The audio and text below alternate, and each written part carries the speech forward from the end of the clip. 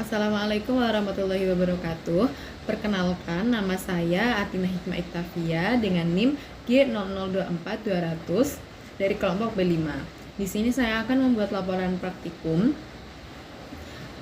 di mana ada 3 laporan.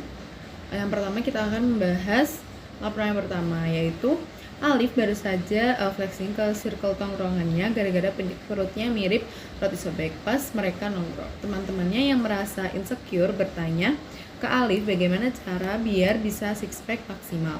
Alif sebagai gym bro yang profesional memulai penjelasan tentang anatomi otot yang bikin perut jadi kotak-kotak. Untuk pertanyaan yang pertama, yaitu jelaskan tentang pembagian lapisan-lapisan dinding abdomen anterior dan posterior. Oke, di sini saya akan menjelaskan untuk dinding perut yang bagian posterior. Oke.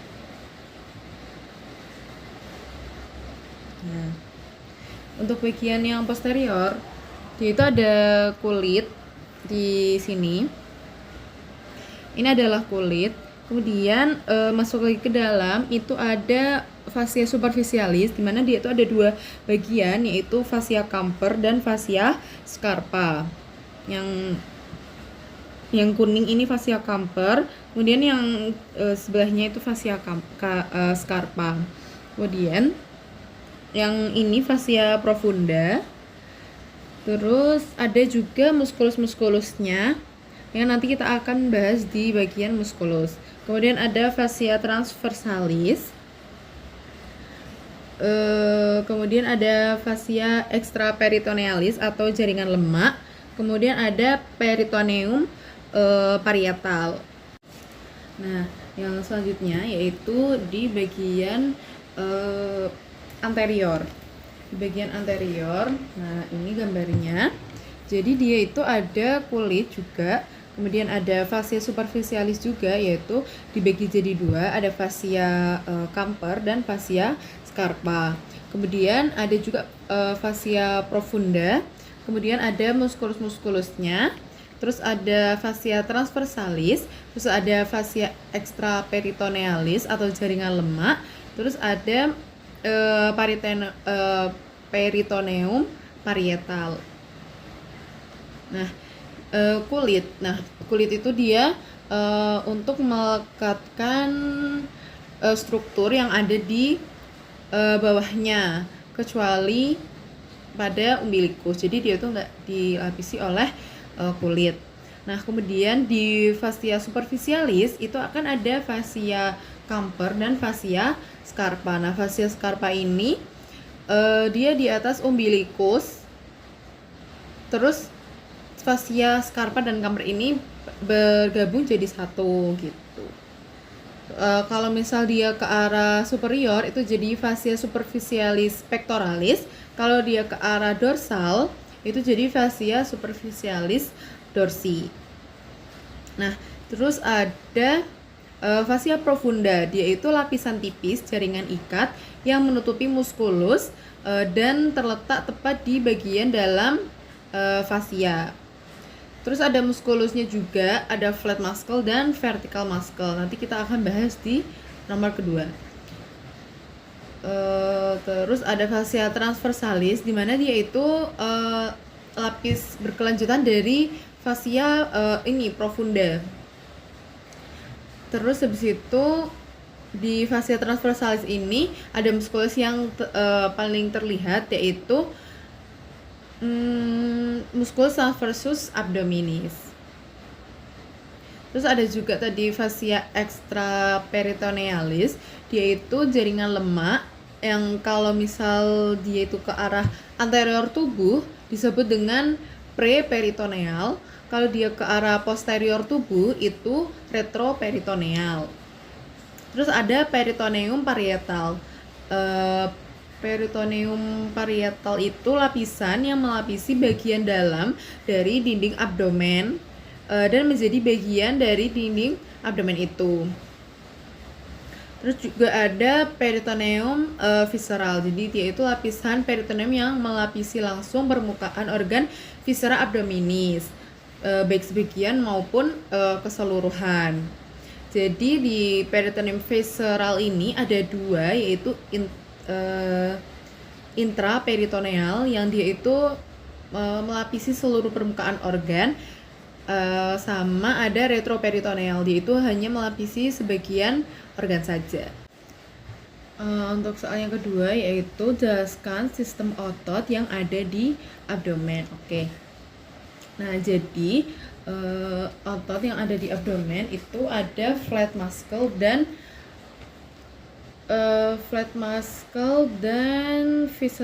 vertical muscle. Jadi yang flat muscle itu,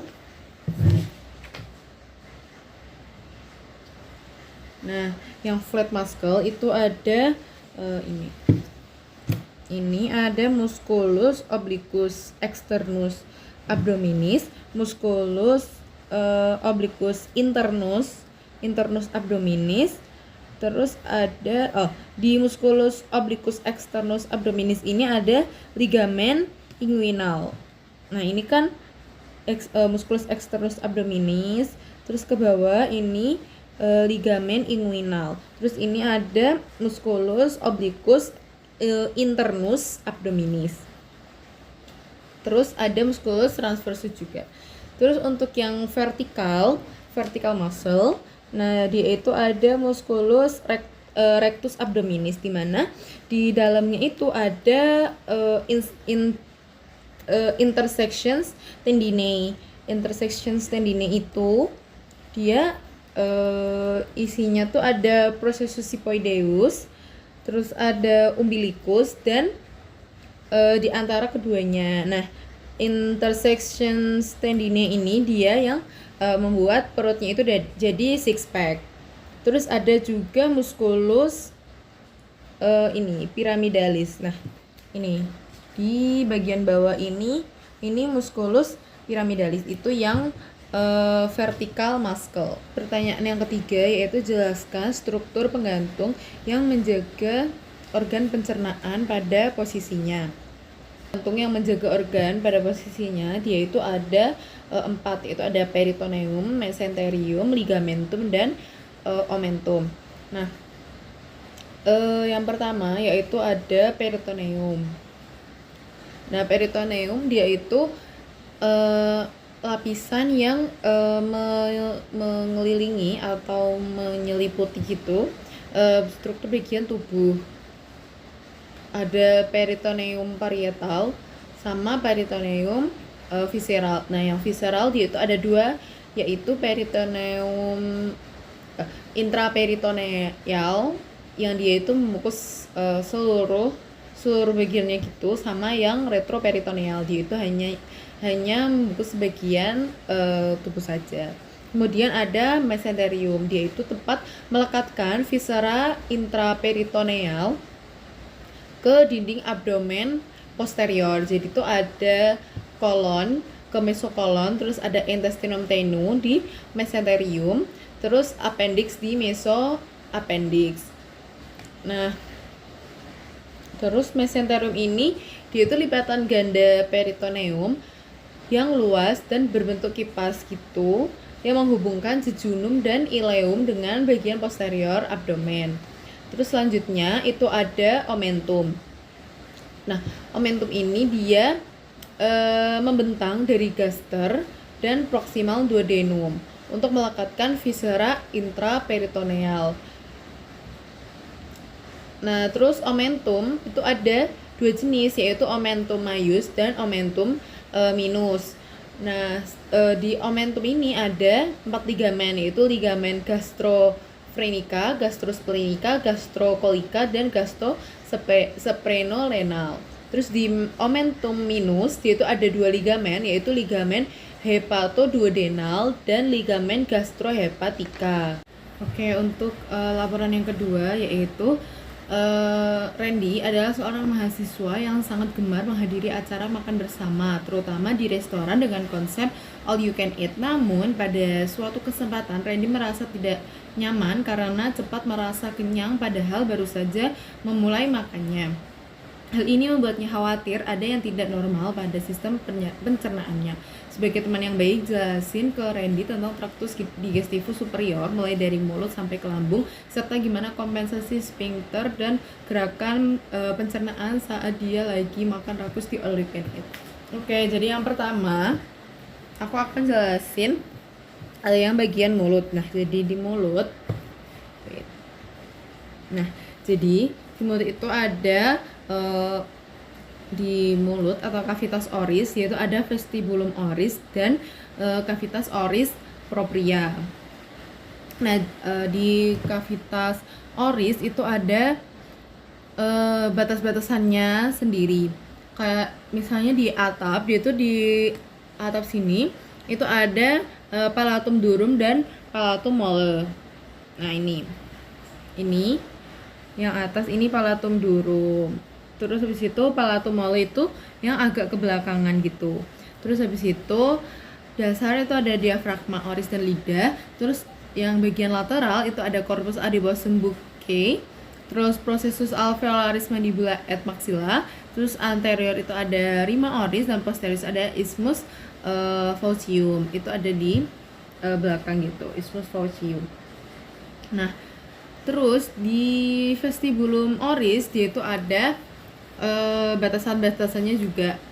Yang untuk anterolateral itu ada labium superius et inferius oris dan corpus adiposum buccae. Terus yang superior itu ada lipatan membran mukosa dari labium superius oris, dari labium superius. Nah, ini bibir yang bagian atas. Terus dan corpus adiposum buccae ke arah gingiva. Gingiva itu gigi, gusi. Terus habis itu bagian dorsal itu processus alveolaris maxilla et mandibula dan arcus dentalis superior et inferior. Terus yang inferior itu lipatan membran mukosa dari labium inferius oris dan corpus adiposum buccae ke arah gingiva. Nah, ini labium inferius. Yang ini labium inferius, yang atas labium superius. Terus ada batasan-batasan juga buat cavitas oris propria. Jadi di bagian anterolateral itu ada processus alveolaris maxilla et mandibula. Terus bagian superior itu ada palatum durum dan palatum mole. Terus bagian basis itu ada diafragma oris. Terus yang bagian posterior itu ada isthmus faucium yang ada di belakang situ. Terus habis itu kita masuk ke palatum. Nah, palatum tuh tadi kan ada dua, yaitu palatum mole dan palatum durum. Nah, palatum mole itu dia isinya tuh kayak musculus. Jadi di palatum mole itu banyak musculus. Kita bisa singkat dengan telepup, yaitu musculus tensor veli palatini, levator veli palatini, palatopharyngeus, uvulae, dan palatoglossus. Nah, terus di bagian palatum durum, yaitu 2/3 anteriornya itu ada processus palatinus os maxillaris. Terus yang 1/3 posterior agak belakang itu berarti dia lamina horizontalis os palatini. Nah, terus selanjutnya di dalam mulut atau cavitas oris itu ada lingua atau lidah.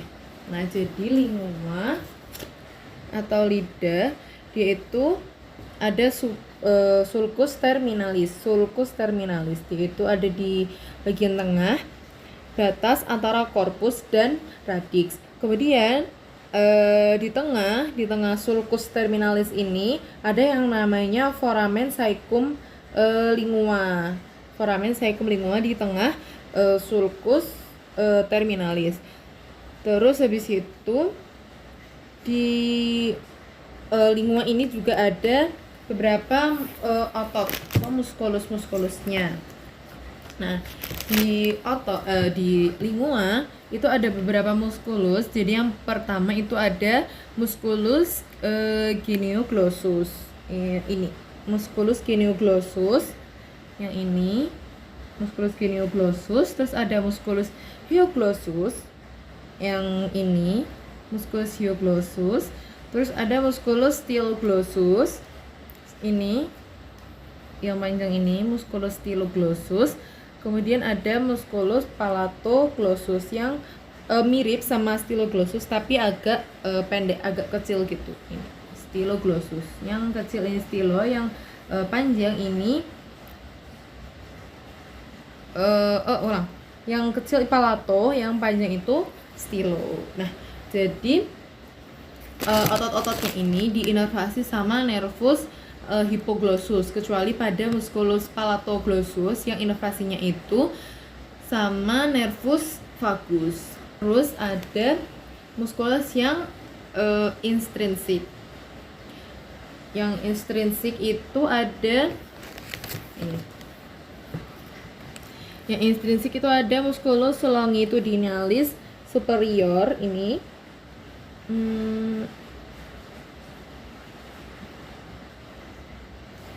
Ini terus ada longitudinalis inferior, terus ada transversus lingua, musculus transversus lingua, dan musculus verticalis lingua. Itu yang otot intrinsik. Nah, selanjutnya setelah dari lidah, kemudian agak ke belakang lagi itu ada orofaring. Orofaring ini merupakan bagian dari faring. Jadi faring kan dibagi jadi 3, ada nasofaring, orofaring, sama laryngofaring. Nah, yang saya jelaskan ini itu orofaring, di mana dia itu berhubungan dengan kavitas oris melalui isthmus faecium. Terus setelah dari orofaring turun ke bawah itu ada esofagus. Selanjutnya pada esofagus dia itu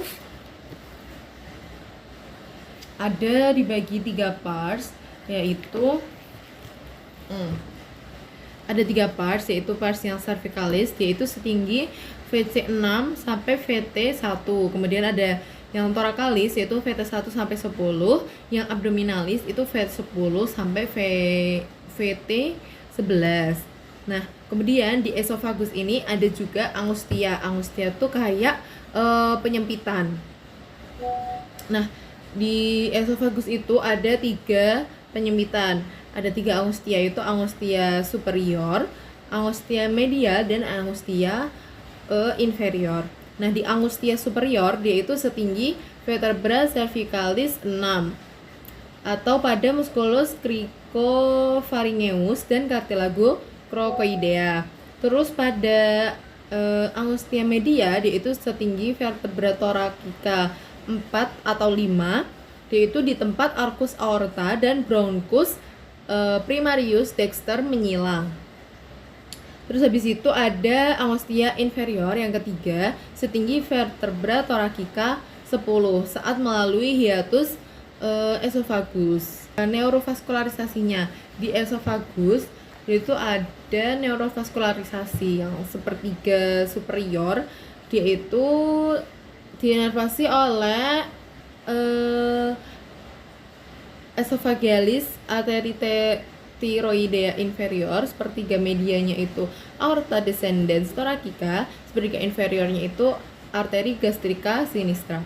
Terus yang vena itu sepertiga superiornya itu vena thyroidea inferior, sepertiga media vena azygos, sepertiga inferior vena gastrica sinistra.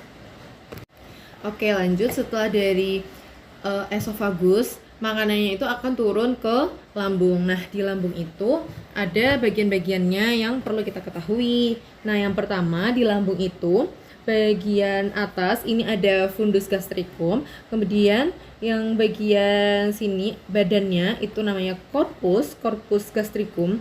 Nah, di corpus ini ada lipatan-lipatan gitu namanya rugae. Kemudian di sini ada pars pylorica. Pars pylorica ini ada canalis pyloricus dan antrum pyloricum. Kemudian ada juga kurvaturanya yang lebar atau yang panjang, yang luar gitu namanya kurvatura mayor. Kalau yang di dalamnya yang lebih kecil itu namanya kurvatura minor. Kemudian ada lekukan yang dia itu bis dari esofagus terus ke lambung, itu ada lekukan namanya incisura cardialis. Nah, terus di bagian lambung juga itu ada yang namanya sphincter pyloricum. Sphincter pyloricum di mana dia itu nanti akan membuka saat ada makanan yang akan turun lanjut ke duodenum. Jadi dia itu fungsinya untuk kayak pembuka tutup gitu. Kalau misal ada makanan dia buka, kalau misalnya nggak ada ya dia akan nutup gitu. Nah fungsinya tuh untuk apa? Sphincter ini kalau nggak salah di lambung kan pH-nya asam ya. Nah di usus gitu cenderung basa. Jadi kalau misal sphincternya ini kebuka, nah nanti cairan yang di lambung dan di usus itu akan bercampur gitu, jadinya nanti akan menimbulkan bahaya gitulah. Nah jadi ini si sphincternya kalau misal dia nggak digunakan dia akan menutup. Misal ada makanan yang mau ke duodenum dia akan membuka. Oke, lanjut laporan yang ketiga, yaitu Andre, seorang mahasiswa tingkat akhir, merasa tidak nyaman setelah mengonsumsi makanan cepat saji selama sebulan penuh karena kesibukan menyelesaikan skripsi. Ia sering mengalami perut kembung, rasa tidak nyaman di bagian perut bawah, dan gangguan buang air besar. Dalam obrolan ringan di kampus, Andre mengeluh kepada Anda. Sebagai teman yang baik, jelaskan kepada Andre tentang traktus digestivus inferior. Soal yang pertama, jelaskan tentang perbedaan jejunum dan ileum. Oke, soal yang pertama yaitu perbedaan jejunum dan ileum. Nah, karakteristik jejunum dan ileum yang pertama yaitu letaknya. Letak jejunum itu regio umbilicalis, kemudian yang ileum itu di kanan bawah cavum abdomen sampai pelvis. Kemudian warnanya, untuk jejunum dia itu warnanya lebih merah gelap, ileum itu pink muda. Kemudian diameternya keduanya tuh nggak jauh berbeda. Kalau yang jejunum itu 2 sampai 4 cm, yang ileum itu 2 sampai 3 cm. Kemudian otot polos di jejunum dia itu cenderung lebih banyak gitu, jadinya lebih tebal. Kalau yang di ileum dia itu sedikit, jadinya lebih tipis. Kemudian ya tadi vaskularisasi. Di vaskularisasi dia kan tadi kan bentuknya tuh agak tebal gitu ya yang di jejunum, makanya vaskularisasinya ini banyak, makanya si jejunum ini kalau dipegang itu tebal. Kalau yang ileum vaskularisasinya itu sedikit, makanya si ileum ini lebih tipis daripada jejunum. Kemudian plica circularis, besar, tinggi, rapat. Kalau yang ileum sedikit dan jarang, tidak ada di bagian distal. Nah, terus kalau yang di vasa recta yang di jejunum karena dia itu lebih tebal, jadinya dia itu vasa rectanya itu kayak lebih panjang sama sedikit. Terus yang di ileum dia itu kayak lebih banyak, terus kayak batas-batasnya itu gak jelas, kayak bertingkat-tingkat itu, terus lebih banyak juga, terus pendek-pendek. Terus habis itu yaitu tadi perbedaannya, dia itu kalau dipegang teksturnya itu yang jejunum itu lebih tebal karena banyak otot vaskularisasinya gitu. Kalau yang ileum dipegang itu lebih tipis karena dia vaskularisasinya sedikit, ototnya sedikit. Terus vasa rectanya juga dia pendek-pendek, lebih pendek daripada yang jejunum. Terus kayak lebih bertingkat-tingkat gitu.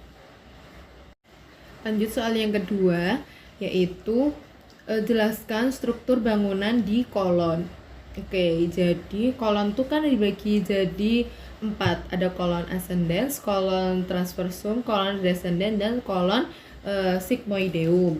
Nah, ini di intestinocrassum ada kolon yang pertama tuh kolon ascendens, dimana dia itu berjalan dari sini cecum terus ke atas terus belok ke kiri. Ya, belokannya itu namanya flexura coli dextra. Terus jadi kolon transversum. Terus ada lekukan lagi turun ke bawah. Lekukannya itu namanya flexura coli sinistra. Terus ke bawah itu ada kolon descendens. Terus ke bawahnya ini kolon sigmoideum. Di intestinum crassum itu ada yang namanya Taenia coli. Nah, Taenia coli, dia itu dibentuk oleh stratum longitudinal tunica muscularis yang tidak membentuk lapisan yang utuh dan kontinu menutupi seluruh permukaan. Terus ada juga Taenia libera, tidak dilekati oleh bangunan. Taenia libera, nah ini Taenia libera yang di tengah tidak dilekati oleh bangunan. Terus habis itu di intestinum crassum dia itu ini ada incisura yang di tengah ini. Terus habis itu ada plica semilunaris coli.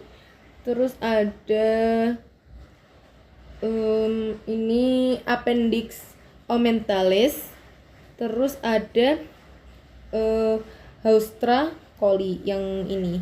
Bulat-bulat ini Haustra coli. Terus yang di tengah-tengah itu incisura. Terus habis itu ini ada plica semilunaris coli. Terus habis itu ada appendix omentales yang bergelantung di bawah ini. Oke. Jadi kan ada kolon ascendens yang pertama. Kolon ascendens itu dari cecum sampai ke permukaan inferior lobus hepatis dexter, terus membelok ke kiri membentuk flexura coli dextra. Terus melanjutkan diri sebagai kolon transversum. Terus habis itu di kolon ascendens dia itu ada inervasinya. Kalau yang simpatis itu nervus planicus minor, yang parasimpatis itu nervus vagus atau nervus 10. Habis itu di kolon sigmoideum. Kolon sigmoideum itu penggantungnya ada mesokolon sigmoideum, terus kemudian dia melanjutkan ke rectum. Terus ada kolon transversum, di ini berjalan menyilang mulai dari flexura coli dextra sampai ke flexura coli sinistra. Terus habis itu ada kolon descendens. Kolon descendens ini berada di kuadran kiri, atas, dan bawah, berjalan dari flexura coli sinistra ke pinggir dari pelvis. Oke, selanjutnya soal yang ketiga yaitu jelaskan struktur anatomi yang berhubungan dengan pengeluaran feses. Nah, jadi di rektum ini, yang ini, dia itu ada sisi luarnya terdapat flexura sacralis dan flexura perinalis atau flexura anorektal. Nah, kolon berbentuk S jika dilihat dari lateral. Terus flexura anorektal membantu menjaga kontinensi tinja melalui tonus otot puborectalis atau bagian dari levator ani. Saat defekasi, flexura menjadi tegak dan tinja bergerak ke anal kanal. Terus sisi dalamnya rectum proprium itu terdapat lipatan-lipatan transversal yang disebut plica transversalis recti atau Houston. Nah, di bawah lipatan ini rectum mengalami dilatasi membentuk ampula recti. Terletak langsung di atas dan didukung oleh diafragma pelvis atau levator ani dan ligamen anokoksigel. Nah, ampula recti ini memiliki kemampuan untuk berelaksasi karena fungsinya itu untuk menerima dan menahan akumulasi massa tinja sampai dikeluarkan saat buang air besar. Nah, hal ini menjadikan ampula recti sebagai elemen penting yang mempertahankan kontinensi tinja. Terus ada juga zona transisi dari rektum ke kanalis analis ditandai dengan adanya linea anorectalis. Nah, area ini dicirikan dengan adanya perubahan dari plica transversalis recti menjadi plica longitudinal anal kanal. Anal itu terletak di bawah diafragma pelvis dan berakhir di anus. Jadi setelah dari rektum, dia itu ada kanal anal terus ke anus. Nah, terus habis itu di kanal anal itu ada otot sphincternya, yaitu ada musculus sphincter ani internus, terus ada musculus corrugator ani, terus ada musculus sphincter ani externus, terus ada musculus puborectalis. Dia itu otot-otot yang bekerja di rectum anus. Cukup sekian penjelasan laporan praktikum blok 1.3 dari saya. Terima kasih. Wassalamualaikum warahmatullahi wabarakatuh.